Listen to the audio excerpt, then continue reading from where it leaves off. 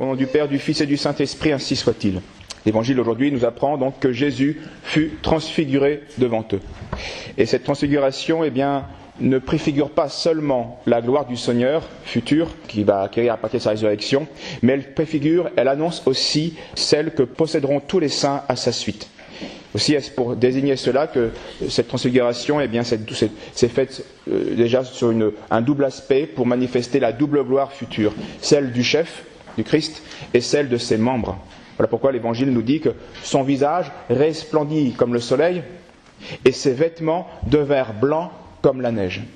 Le visage, bien sûr, c'est la tête, c'est le Christ. Le soleil, il devient un soleil parce que c'est lui qui est le principe de toute l'énergie, de toute la force, de toute son nature, de toute la vie. Et ses vêtements, c'est ce qui couvre son corps. Et nous sommes, nous, les membres, le corps du Christ. Et ses vêtements devinrent blancs comme la neige. La neige, en effet, a cette faculté de nous éblouir, comme le soleil. Mais l'éblouissement ne vient pas de la neige. Il vient du soleil qui se reflète, qui a complètement changé et illuminé la neige. Et il en sera ainsi de nous. Nous allons recevoir, refléter toute la lumière et la gloire de Dieu qui va rejaillir sur ses membres, sur ses saints. Et voilà pourquoi, dans un autre livre saint, dans les épîtres de Saint Paul dit aux chrétiens « Autre est l'éclat du soleil, autre est l'éclat de la lune, autre est l'éclat des étoiles. Et une étoile même diffère en éclat d'une autre étoile. Ainsi en sera-t-il à la résurrection des morts. » Donc les saints les élus, les sauvés seront tous des étoiles qui vont refléter la lumière du soleil, mais l'éclat sera différent selon tel ou tel saint. Cette transfiguration qui s'est passée donc sur le mont Tabor est bien sûr capitale. Elle préfigure, elle annonce, elle prophétise la glorification totale du Christ avec ses élus.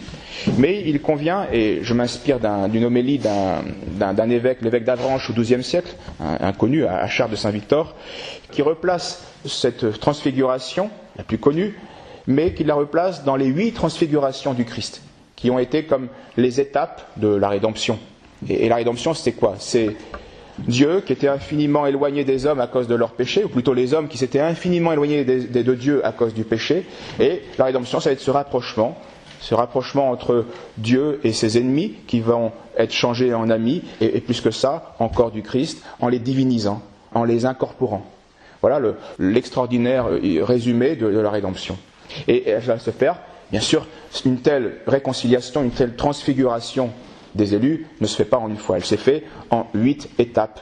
Et d'où ces 8 transfigurations que nous allons voir et que vous connaissez, mais qu'il est intéressant de resynthétiser.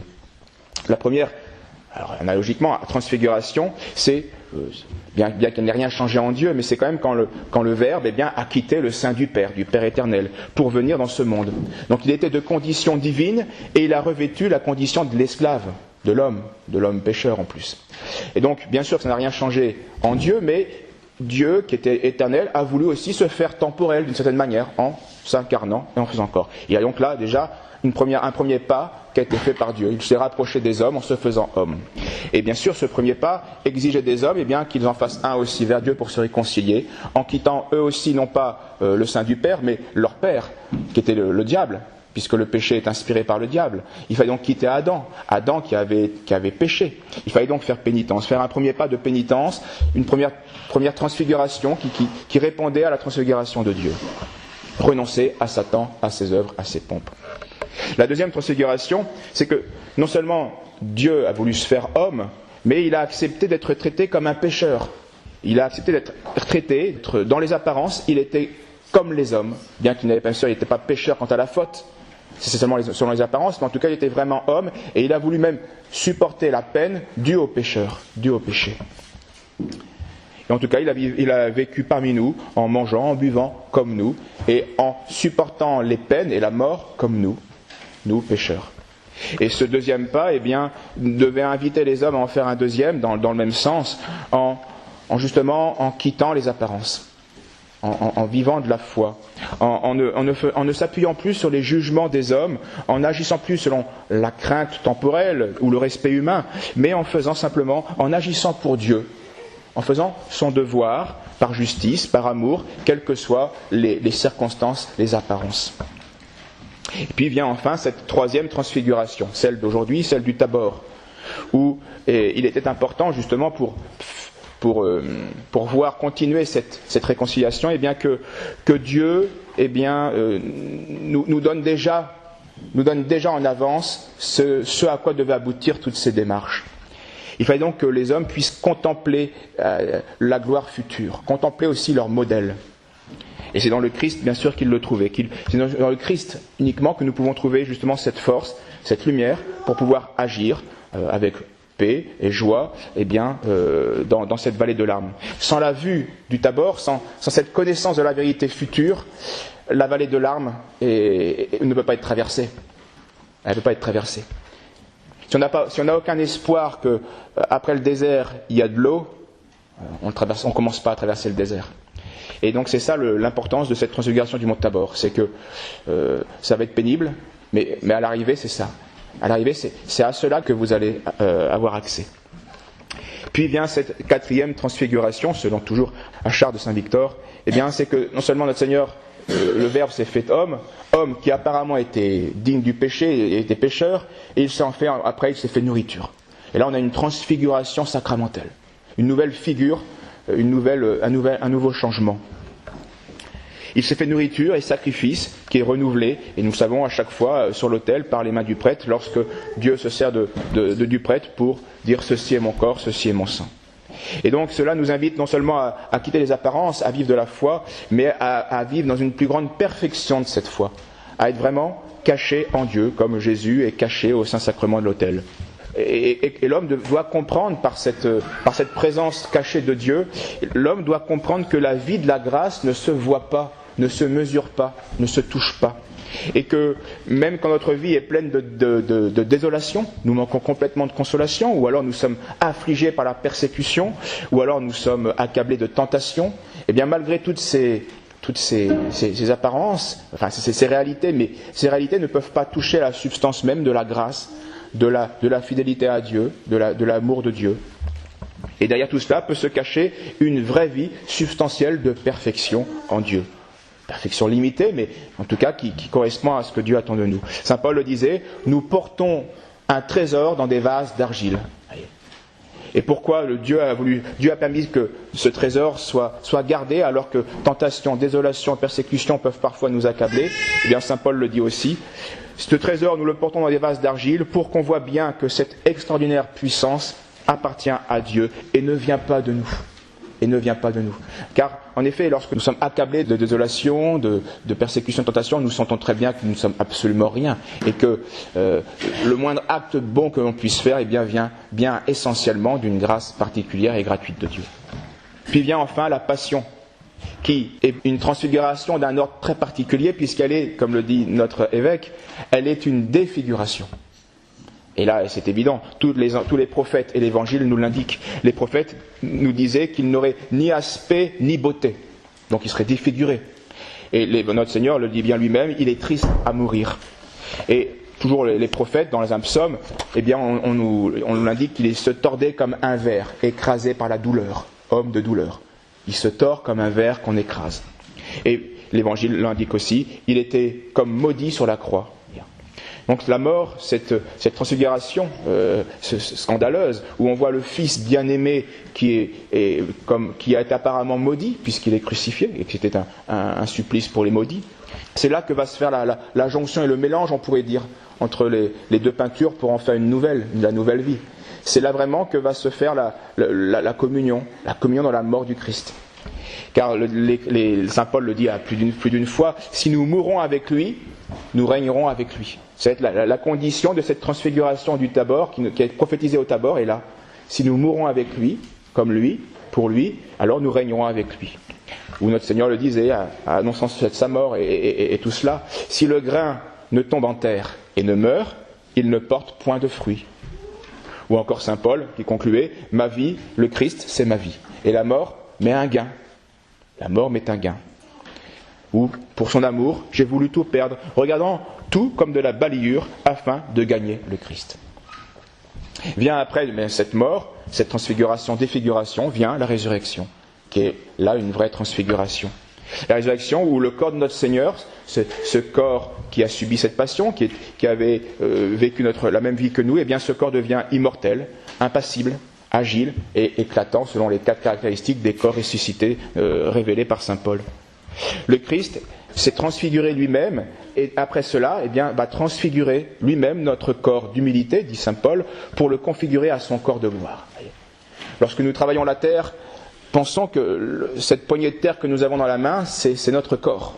Au final, ça va être ça. Nous sommes terre, nous sommes pourriture.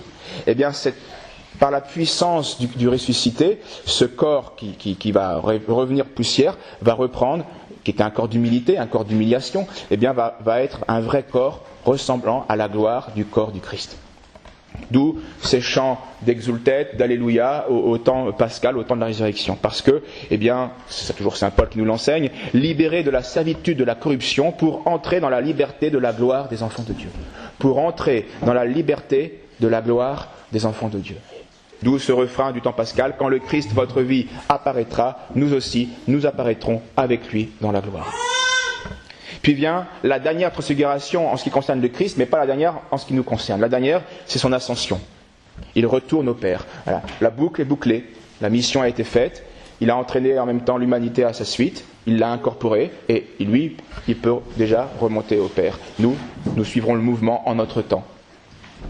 Et donc il retourne au Père et son corps est élevé à la gloire et à la majesté, à cette condition, à une condition glorieuse. Et il reviendra, il disait l'ange aux apôtres, il reviendra comme vous l'avez vu s'en aller. C'est-à-dire que les conséquences, le processus continuera dans ses élus. Les justes, dit l'Écriture, les justes resplendiront comme le soleil au royaume de leur Père. Et on rejoint donc ce miracle du Tabor. Les justes vont resplendir comme le soleil, parce qu'ils vont recevoir toute la gloire du soleil. Et c'est le vêtement donc blanc comme neige. Et notre Seigneur le prophétisait, venez à moi, les bénis de mon Père, recevez en partage le royaume qui vous a été préparé depuis la fondation du monde. À ce moment-là, l'avant-dernière, on pourrait dire, mais dans le temps, la dernière transfiguration, c'est la Pentecôte, puisque l'ultime et dernière transfiguration sera celle de la Jérusalem céleste. C'est donc la 8e, la Pentecôte est la 8e transfiguration, où le corps mystique, ici-bas, va être changé, il va être fortifié, le cœur et l'esprit des fidèles, des disciples du Christ, vont être changés, enflammés par la grâce de Dieu, par l'Esprit Saint. Les chrétiens, à ce moment-là, depuis la Pentecôte, par la force du Saint-Esprit, n'adhèrent plus au Christ de manière charnelle, ne cherchent plus uniquement sa puissance temporelle ou ses miracles, mais ils cherchent vraiment à servir Dieu en esprit et en vérité, en adhérant à celui qui est aux cieux et qui est assis à la droite de la majesté divine. Et c'est grâce à cette Pentecôte que va pouvoir s'achever parfaitement la dernière et ultime et éternelle transfiguration prophétisée au Tabor, celle de notre réunion à la Trinité. Ce sont ce que l'Apocalypse appelle les cieux nouveaux, la nouvelle Jérusalem, la nouvelle terre, parce que dans les derniers chapitres de l'Apocalypse. Et à ce moment-là, justement, ce sera la dernière transfiguration parce que nous verrons les choses dans leur réalité. Nous verrons les choses substantiellement, réellement. Nous pourrons fixer face à face le soleil, puisque c'est lui qui va rejaillir sur nous, ce qui est impossible ici-bas. Au ciel, justement, il y aura la vision directe de Dieu. Ici-bas, notre vision est indirecte, elle passe par la foi. De même qu'il est impossible aux yeux corporels de fixer le soleil. Mais cela sera possible avec cette nouvelle transfiguration, lorsque la Jérusalem d'en haut descendra sur cette terre. C'est toujours les termes de l'Apocalypse. Et ce qui a été aussi préfiguré par ces langues de feu qui descendaient le jour de la Pentecôte. Et à ce moment-là, la cité sainte, la Jérusalem céleste, le corps mystique du Christ, tout cela c'est la même réalité, ce sera tous ces élus, tous ces membres du Christ qui seront incorporés à Dieu. Et à ce moment-là, dit saint Paul, Dieu sera tout en tous pour les élus. Et ainsi, la réconciliation sera complète, parfaite, nous serons divinisés en Dieu. D'ennemis, de simples créatures et d'ennemis de Dieu, nous aurons été devenus amis et même participants à la nature divine. Voilà la transfiguration qui nous attend. Et l'Apocalypse le dit à ce moment-là, il n'y aura plus de temple, il n'y aura plus de soleil, parce que l'agneau en tient lieu. Et il n'y aura plus de soleil parce que le soleil sera la tête du Christ. Le soleil, c'est le Christ, c'est l'agneau, c'est lui qui a été le centre de toute cette œuvre extraordinaire, surnaturelle de la rédemption. Essayons de ne jamais oublier dans nos tentations, dans nos persécutions, dans nos désolations, cette vision du Tabor, où il était bon, dit saint Pierre, d'y rester.